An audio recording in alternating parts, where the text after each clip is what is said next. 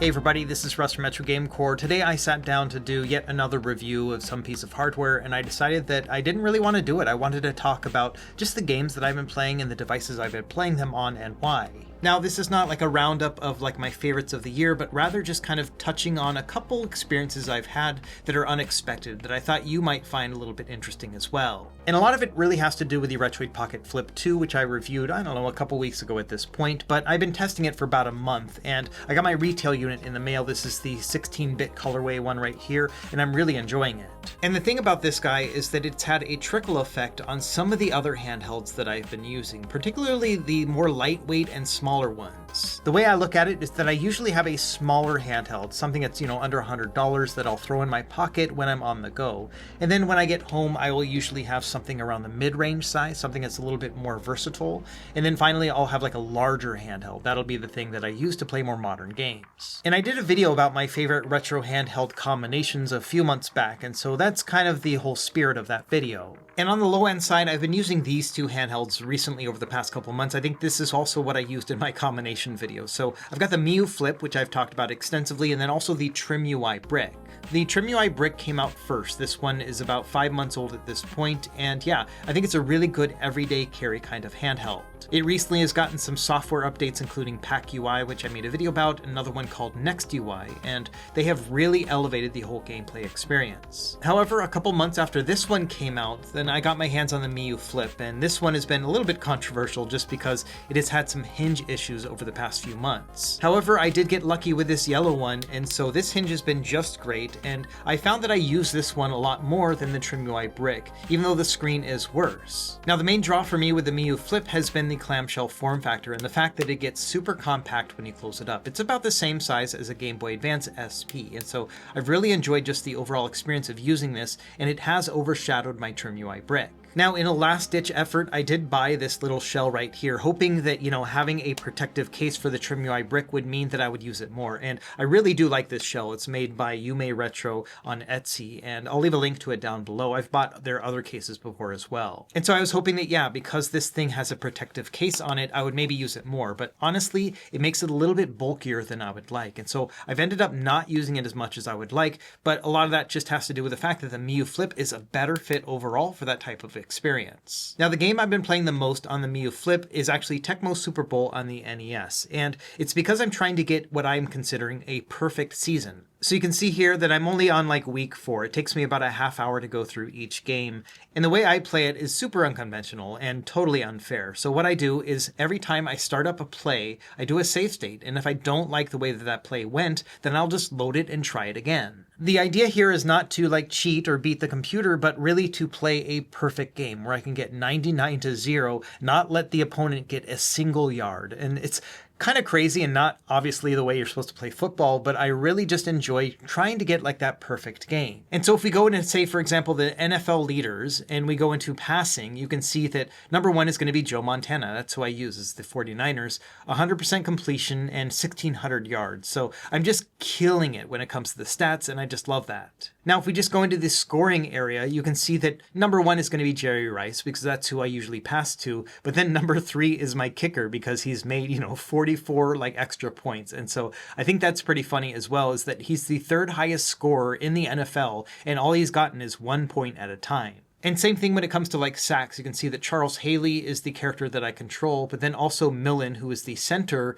I often will like open up the lanes for him just because I'm like decimating the front line. And so he'll often get a lot of sacks as well. And so yeah, I've been playing a lot of Tecmo Super Bowl on this thing. It's one of my favorite football games. I haven't like updated the rosters like you can and whatnot. I just play with the 1991 roster like back in the day. Now, one of the reasons why I like playing this so much is because I haven't been in the mood to play like an RPG on a smaller handheld, like a Game Boy Advance game. Instead, I've just been wanting to play like one play at a time. So I can open this thing up, play like a couple plays. They take about 10 seconds each, and then I can move on and just resume it later on. And so that way I don't have to really remember the story of an RPG or anything if it's going to be a couple days until the next time that I play it. Instead, I can just jump back into the game and I can immediately see the stats, be like, okay, it's 4th down, it's 4th quarter. I know exactly what to do. But going back to the Retroid Pocket Flip, these two I have not really been using that much since getting the Flip, and I think a lot of it just has to do with that clamshell form factor. Even though this device is larger and bulkier, something about it has really just been calling to me, and so I've been using it for just about everything, including like low-end systems as well as the high-end stuff as well. And so even though I have more powerful handhelds and cheaper and smaller handhelds as well, this one just seems to be in a Goldilocks range for me. It's just right. And I've kind of been going through the gamut of different games to play on this thing, but it's mostly been focusing on things like PS2 just because it runs so well on here, as well as GameCube. One of the games I've been planning on playing but haven't spent a lot of time with is Super Mario Sunburn. So this is a mod of Super Mario Sunshine, but you can see it works in 16:9. It also has 60 frames per second, and so it feels super smooth and works really well on the Retroid Pocket Flip too. I really haven't gotten very far in this game at all, but it is one of those that is on my list to actually tackle because I think it's a good fit for this system. And the fact that we have this beautiful OLED display, I think the controls work pretty well for this type of game as well. And so yeah, I think this is probably going to be one of the major games that I play on the Flip too. Another game that I plan on playing on this device is going to be Legend of Zelda Wind Waker, but with a couple caveats. So number one, this is the Better Wind Waker mod. I'll leave a link to this mod down below, but essentially it allows you to patch your original file so that you can play it in 16:9, as well as having analog sticks that go in the actual direction you're pushing in, instead of reversed like they were on the GameCube. In addition, you can load up custom textures, which I've done here as well, so everything is in 1080p, and so it looks beautiful. And I actually got pretty far in this game earlier, but it was on a different device. It was on the Odin 2 portal, so I just need to move my save game over so I can resume where I was. I was about maybe 3 or 4 hours into it. So this is another game that I plan on playing, but between Mario Sunshine as well as this one, I haven't actually been playing these that much. What's really been surprising me is that I've been playing a lot of PSP on the Retroid Pocket Flip too. I don't know why, but it's just such a good fit. You know, we've got this perfect aspect ratio, it's a clamshell form factor, then also it's an OLED display. In addition, we've got a PS Vita style D-pad, which seems very fitting with PSP games. And I also think that the back controls are a really good fit for the PSP because it didn't use triggers at all. So I have this assigned to, the menu as well as fast forward. And so instead you just use the bumpers. And with this device in particular, it's very easy to hold it like this and then just kind of tap on the bumpers with the side of your finger. And so it's been a really good mix for me to play PSP games on this guy. One of the main games I've been playing is Ridge Racer. I really want to get through the entire career mode, which I've never done on this game before. But I also like to take a break and play Virtua Tennis World Tour a lot. This is one of my favorite tennis games. I think I like Mario Tennis on the GameCube a little bit better, but again, this one is a full 16:9, so I love the way it looks. And honestly, those are the two main games I've been playing on this as well. I'm a creature of habit. These are some of my two all-time favorites, and so even though I know I probably should be playing more X-Men Legends 2, which I've always wanted to get into, or same thing with like God of War Chains of Olympus, which I have never personally beat, these are games I should be playing, but I always go back to my old standbys. Anyway, my main point here is that even though I have, a bunch of smaller handhelds, and I really enjoy these things, and they are the easiest ones to recommend just because they're a little bit cheaper, I haven't been playing them as much. I've been playing my Retroid Pocket Flip 2 instead, and I found this to be a really good fit as an all-around handheld. It's certainly not perfect. I talked about this in my review. It's got some ergonomics issues in particular, but at the same time, it's amazing how much time I've been wanting to spend with the Flip 2 compared to other handhelds. I'd say the only other handheld that's really given it a run for its money in terms of my time has been the Retroid Pocket Classic, which I just recently reviewed.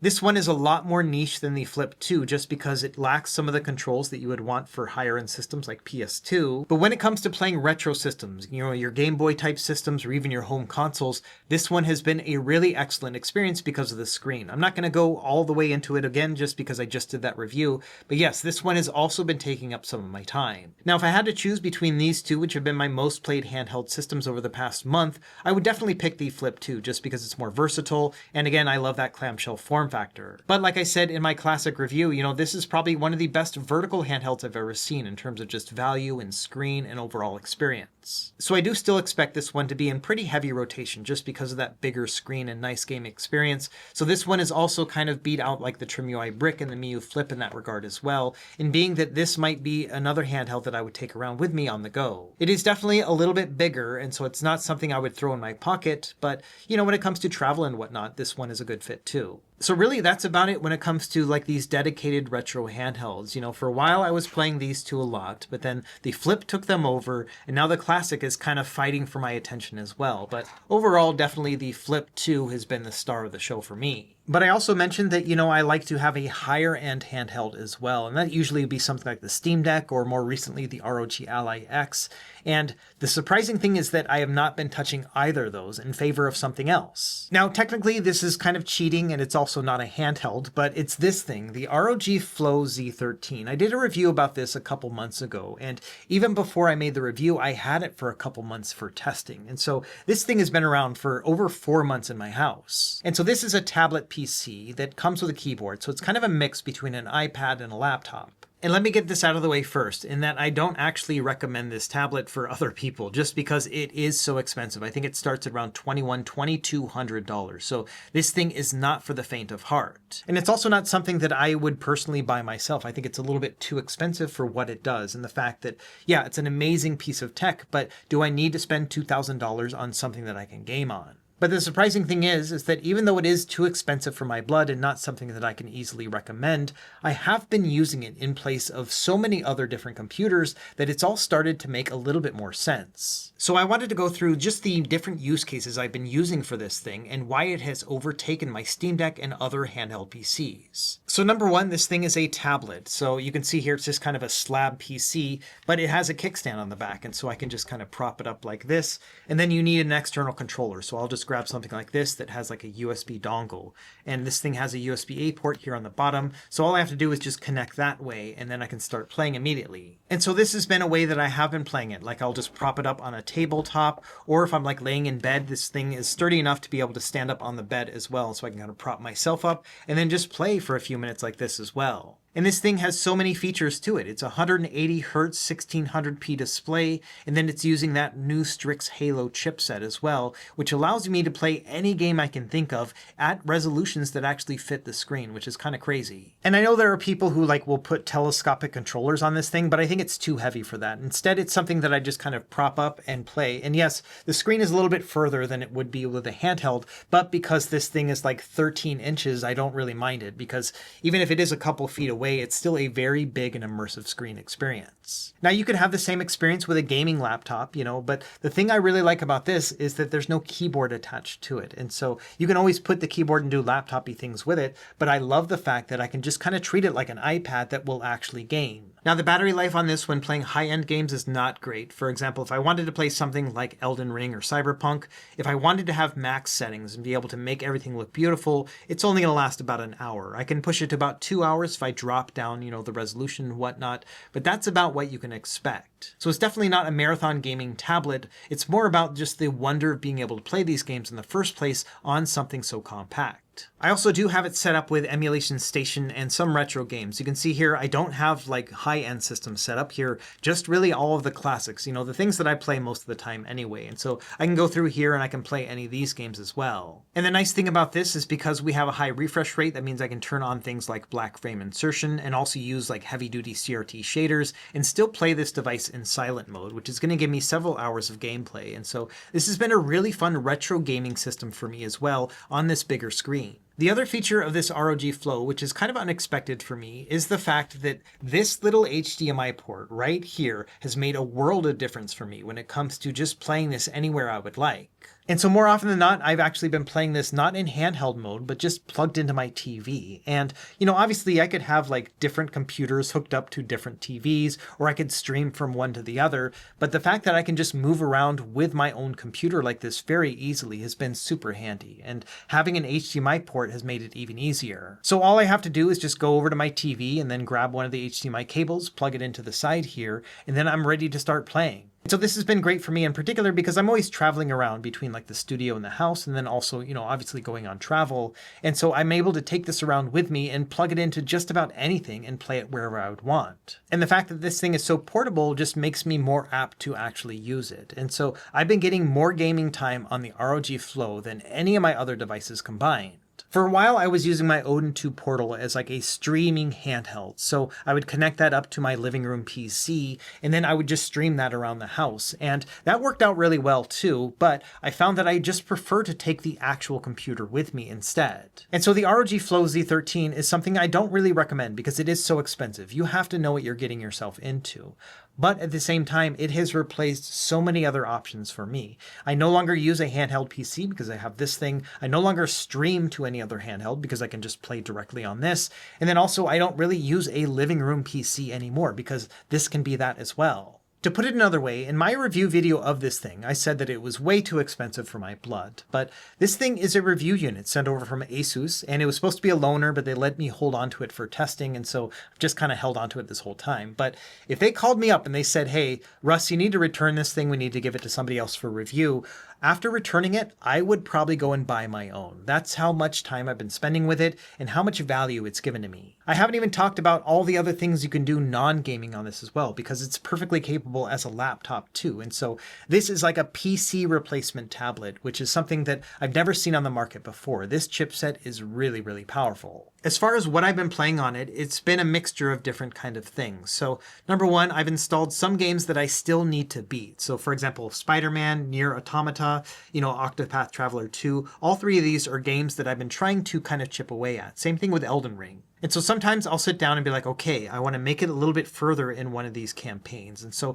I'll do that. But a lot of the other time, I just want to kick back and relax. And so that's why I have things like Hades on here and Destiny 2, as well as like this Ninja Turtles game. I've really been enjoying this. This is like a Hades ripoff, but with the Ninja Turtles universe. And so it's been a mixture of, comfort games, always going back to my old favorite Halo games, but then other games that I know I need to work on so I can just chip away at them a little bit. And of course, the beauty of Steam Cloud Saves is that I can just jump in and out of these on different platforms as well. Now, I'm also a Game Pass subscriber, and so I've been playing a lot of games on here, and two in particular this month, which I think are a really good deal, and that's Oblivion Remastered, as well as Clair Obscur. Generally, the way I use Game Pass is I just go through the PC games list, find a game that I might have a mild interest in, and then download it and try it out, and then decide whether or not I want to spend my money on it. And usually I will buy it on Steam. Another nice thing about this whole setup is that, I've got these two installed on my machine, so I can just play them natively. I can play this on my bed, or I can also plug it into my living room TV. But then also, it actually works cross-save compatibility with an Xbox too. And so that's been really nice in that I can kind of choose between whether or not I want that console experience to be able to play it just on Xbox, or that PC experience to be able to play this on the tablet as well. Now, in terms of gameplay, I've really been enjoying Clair Obscur. I'm only a couple hours into it, but I can definitely see myself finishing this one. It's a JRPG, but made from a French studio, and so it's a weird mix between these two cultures and just overall aesthetics. I really like the menu screens when you're in battle. It kind of reminds me of the Persona games, but then also very much has a European feel to it. A lot of the character and boss designs do remind me of From Software games, but I love the fact that it actually has a difficulty setting, so it's not too hard to actually play. And even though it is a turn-based RPG, there are some interactive elements to it, like parries and blocks, kind of like old Super Mario RPG games. And it also has a pretty intriguing and mysterious story, and so I'm really looking forward to playing through that. In general, I do like to play through at least one RPG at a time, just because it kind of feels like playing through a TV series, and this one is definitely giving me those vibes. Now, when it comes to Oblivion, I'm not quite as excited just because it really feels like a 2006 game that's been slapped on with some new skins to it. And that's not necessarily a bad thing. I mean, I loved playing through Oblivion on the Xbox 360 back in the day. And so I do find some of its jank charming, but it's not necessarily a game that I'm looking forward to playing through all the way. It's just not really the right time and place for me. Instead, I'll probably make my way through Clair Obscur because I want to know more about this story. And performance-wise, it's actually pretty close between the two. For example, Oblivion plays a little bit better on the ROG Flow. I'm playing it at 1440p here externally. And when I put it into turbo mode, for the most part, I get about 60 frames per second with some dips in the overroll, but not much. Now, Clair Obscur is a little bit better on console than it is on PC, at least with the ROG Flow. And so I get an average about 40 to 50 frames per second when playing this game on the Flow when plugged in and in turbo mode. Meanwhile, on the Xbox, it does have a bit of a smoother experience, but it is surprisingly close. So I don't want to keep gushing about the ROG Flow, but I just wanted to mention that, this thing is expensive. It's $2,000, but if you add at the price of, something like a Steam Deck, and then like a streaming handheld, and then also your home PC, all of those combined can kind of be done with the Flow Z13, at least to a satisfactory point for me. And so I can actually see the value in this, and that if I was to be just a single Windows user, like having one computer and one gaming device, this thing kind of does it all for me. There are still better values out there. A desktop is obviously going to be cheaper and more performant, and same thing with laptops to an extent, but I would argue that the tablet experience alone does make this stand out a little bit from laptops as well. And I've been going back and forth about whether or not to even talk about this, just because I'm in such a privileged place to be able to have tested this and learned about its value and merit on its own over the past 4 months. But I do think that the proof is in the pudding, and that I have been using this instead of my Steam Deck and ROG Ally, which is something I never expected when I first agreed to review it. And so there we go. In terms of just my favorite devices right now and what I've been playing the most, it's been this tablet PC as well as the Retroid Pocket Flip 2. The Classic is definitely giving the Flip a run for its money, but I still think that overall this one is just a better value in terms of just the power and the form factor. So let me know what you think in the comments down below. I feel like I can make a new one of these videos like every month because it's always changing for me, but I thought it would be worth it to just check in and say, hey, this is what I've been playing and why, and some of the hardware that's been a really good fit for me. Let me know what you think down in the comments below. What handhelds are you using, or what computers or whatever? How are you playing your games? I would be interested in hearing about that as well, because I think that every person has different use cases and different needs, and these in particular fit my needs, but they may not fit yours. As always, thank you for watching. Be sure to like and subscribe if you found this helpful, and we will see you next time. Happy gaming.